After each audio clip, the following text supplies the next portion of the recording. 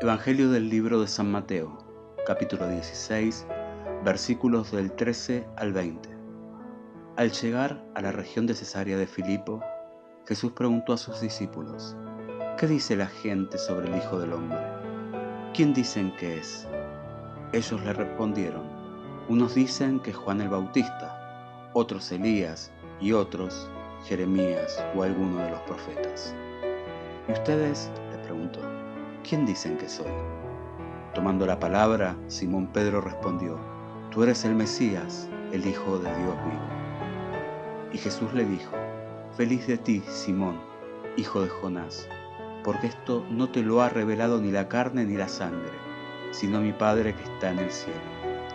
Y yo te digo, tú eres Pedro, y sobre esta piedra edificaré mi iglesia, y el poder de la muerte no prevalecerá contra ella. Yo te daré las llaves del reino de los cielos. Todo lo que ates en la tierra quedará atado en el cielo, y todo lo que desates en la tierra quedará desatado en el cielo. Entonces ordenó severamente a sus discípulos que no dijeran a nadie que él era el Mesías.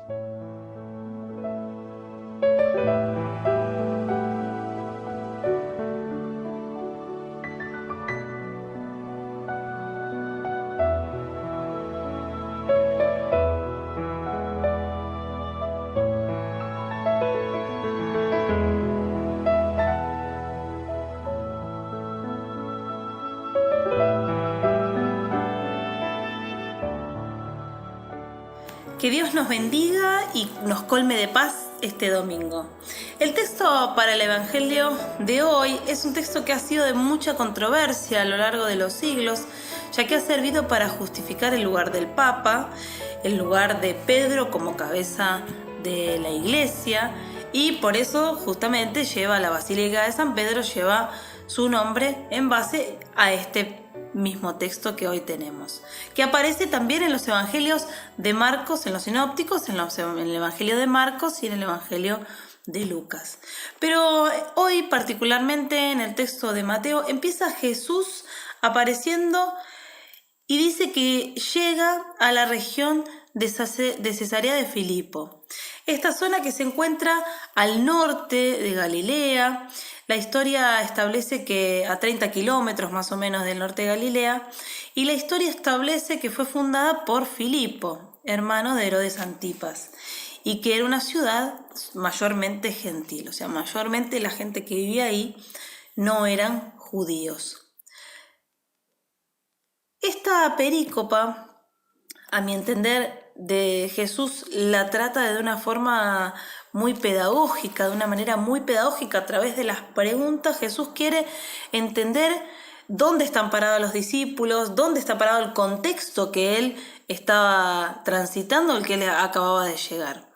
Entonces, Jesús, recién llegado, comienza este diálogo con los discípulos y les hace una pregunta. Y Jesús les dice: ¿quién dicen los hombres que es el Hijo del Hombre? Acá, vemos que Jesús en realidad, muy perspicaz en su pregunta y no queriendo condicionar la pregunta, o condicionar la respuesta en realidad, pregunta: ¿quién es el Hijo del Hombre? Y se pone él, nosotros sabemos, en tercera persona. Entonces, esta forma, esta expresión, los discípulos, esta pregunta que Jesús les hace, los discípulos comparten aquello que hoy diríamos lo que la gente anda diciendo, ¿no? Entonces Jesús pregunta: ¿qué es lo que la gente anda diciendo? Y los discípulos le dicen: bueno, mira, la gente dice que sos Juan el Bautista, Elías, Jeremías u otro de los profetas. Y acá, bueno, esta respuesta es parte de aquellos que no son parte de los discípulos. Es el resto de las otras personas. Por ello podemos notar que Jesús es identificado con personajes del pasado, que ya no están, pero que forman parte de la historia colectiva, de la historia de ese pueblo. Entonces, parece difícil vincular a Jesús con alguien del presente, como que no tiene punto, como que parecería que no hay punto de comparación, que tiene algo único y que todavía es difícil de comprender. Eso único es que Él es el Mesías, Él es el Hijo de Dios. Es probable que si nos preguntáramos hoy, también tendríamos una diversidad de respuestas acerca de quién dice la gente que es el Hijo del Hombre. ¿Quién dice la gente que es Jesús o que es el Hijo de Dios? ¿No? ¿Quién dice la gente que es Jesús hoy en día? Estas respuestas dan cuenta de que este texto muestra que se percibía a Jesús en un contexto y que hasta incluso hoy el contexto nos marca cómo percibimos a Jesús. Estas respuestas podemos pensar que dan cuenta también a lo largo de la historia de las distintas formas en que Jesús se ha retratado a través de las imágenes. Jesús, ¿cómo se lo imaginan a Jesús? Bueno, y los artistas han sabido retratar esta respuesta a través del arte. Y lo imaginamos alto, lo imaginamos rubio, de ojos claros, caucásico, con más barba, con menos barba. Estas son algunas de las formas en que a través de la cultura nosotros podemos percibir y ver qué dicen o qué piensa la gente que es el Hijo del Hombre, o que es el Hijo de Dios. El diálogo continúa, esto a través de las imágenes, a través de lo que las personas imaginan que Jesús es, nos dan cuenta de nos pone en un lugar en el que podemos entender socialmente y culturalmente cómo se percibe a Jesús en aquel contexto, pero hoy también. Hoy a Jesús lo podemos identificar como parte también de distintas comunidades, lo podemos identificar a Jesús como parte de esta mirada un poco más amplia, pensando que no solamente decimos que es de una única manera, sino que también podemos pensar que Jesús es de distintas maneras, que es lo rico del texto, no lo rico de su imagen, no encasillarlo en una única forma de ser. No, es Elías, es Eliseo, no, Jesús es un poco más que todo eso, por eso difícil encontrar un punto de referencia. Jesús sigue en este diálogo con sus discípulos, pero ahora ya no les pregunta qué dice la gente. Ahora Jesús les pregunta directamente a sus discípulos, ¿quién dicen ustedes que soy yo? Y como siempre, como venimos viendo en algunos textos pasados, el que primero alza la voz sobre esto es Pedro. Y responde inmediatamente, tú eres el Cristo, el Hijo del Dios viviente. ¿Qué significará esta respuesta? ¿Qué quiere decir esta respuesta?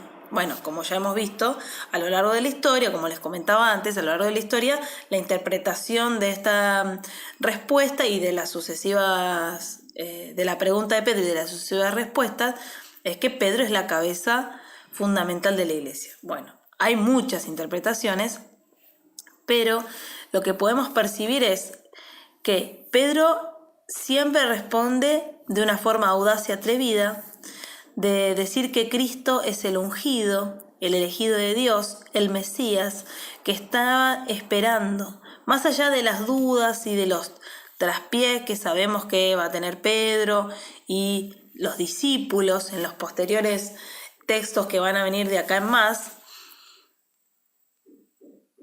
Esta declaración de fe y confianza en la divinidad de Jesús, en que Jesús es el Mesías, es fundamental para la Iglesia. Por ello la respuesta tiene un contexto y ese contexto es el producto de una fe que ha venido formándose en el camino junto con Jesús. No es una respuesta aleatoria, como quizás puede ser la de la gente que no está en contacto directo con Jesús. Y a mí me parece que, bueno, no, Pedro no le parece. Pedro afirma de haber caminado junto a Jesús, de haber tenido distintas experiencias junto a Jesús. Él afirma que es el Mesías. Por eso la respuesta está contextualizada.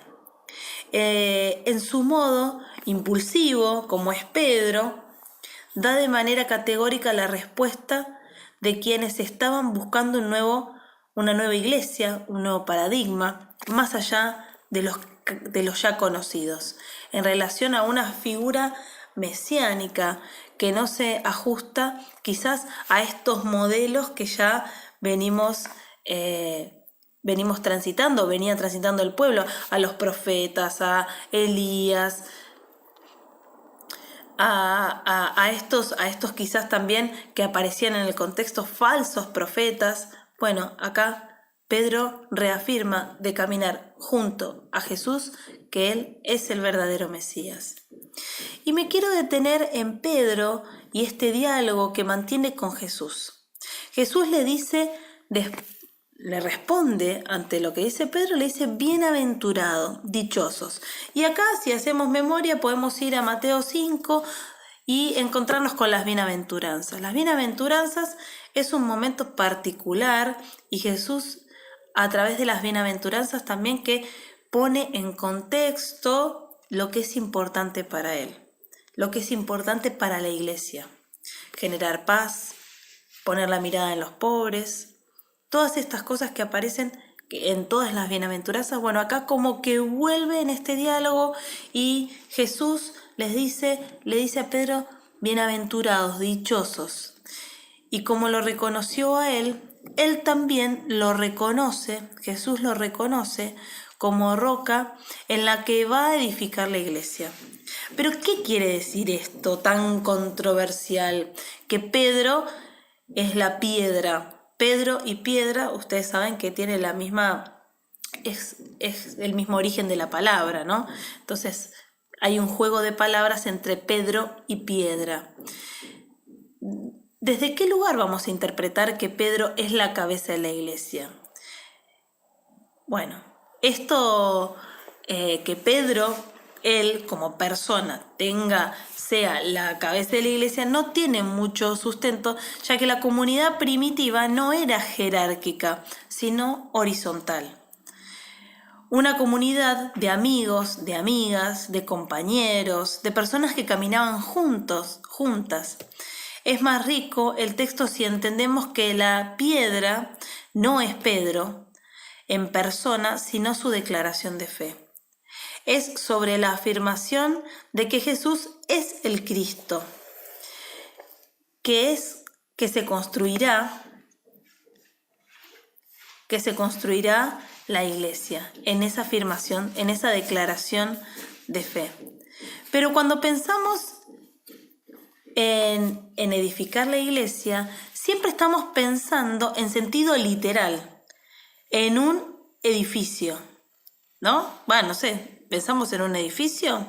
¿En qué edificamos y cómo edificamos? Hoy nos toca pensar la iglesia y cómo ser iglesia desde nuestras casas, desde una nueva mirada, desde la espiritualidad, una nueva forma de espiritualidad. Hoy más que nunca, en los edificios toman otra dimensión, ya que no es donde nosotros estamos encontrándonos como comunidad de fe, sino de forma virtual. Entonces, cuando edificamos y cuando pensamos en la declaración de fe, ¿en qué estamos pensando?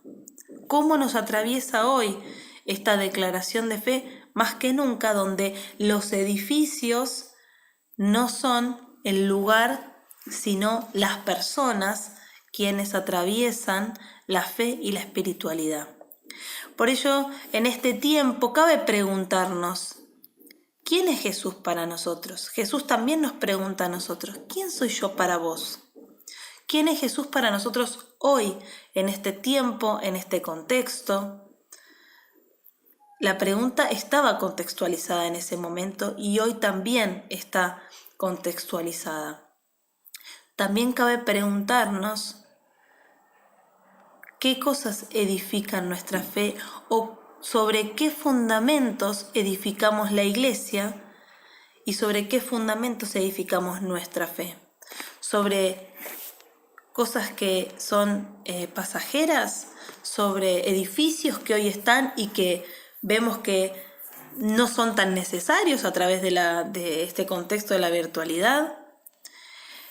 Este es un texto en el que nos interpela como comunidad de creyentes, como iglesia, pero también nos interpela a cada uno de manera individual, de manera personal.